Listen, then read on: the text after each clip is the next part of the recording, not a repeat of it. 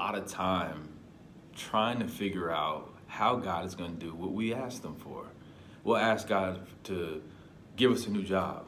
We'll ask God to give us more money. We'll ask God to take a sickness away. But we oftentimes, when we ask, we're trying to give Him the instructions of how we want it done. I'll give you an example. I asked God for increase. I've asked God to get me out of debt. I'm like, well, God, if I get this job, or if I take advantage of this opportunity, or if I step into this ministry that you've called me to do, that's the way that in my mind I'm thinking that's the way it's gonna be my out. We're so stuck in our own ways that we're trying to give God the instructions of how to get out, or how he can get us out of the situations that we're in. So in essence, who are we giving the control to? Who's driving this situation? Us or Him? Who have we given that control to? If you really think about it and how we ask and how we interact with God, it's more of a dictation. It's more of a, we are more so in the latter part of Philippians 4:6, where we're making our requests known to God. We're making our demands like, Lord, this is what I need this to happen. And in our minds, we're playing it out that we need it to happen a specific way.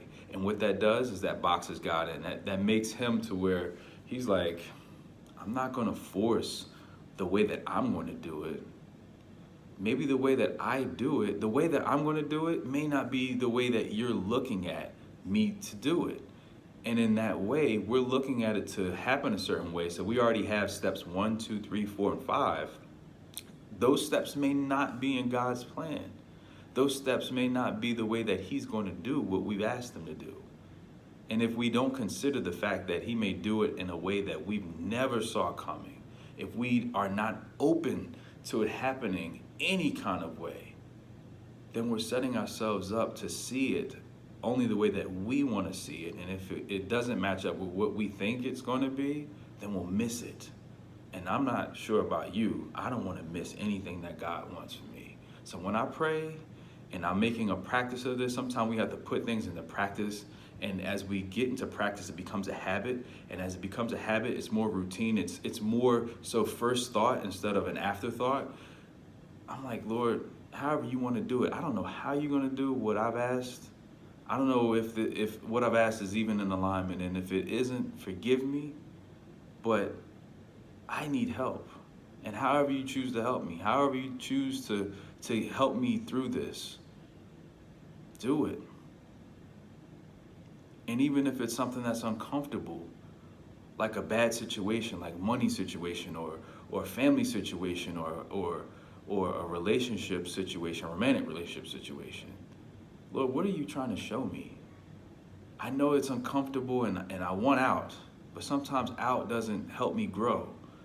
What do you want me to learn in this situation so I don't have to repeat it again?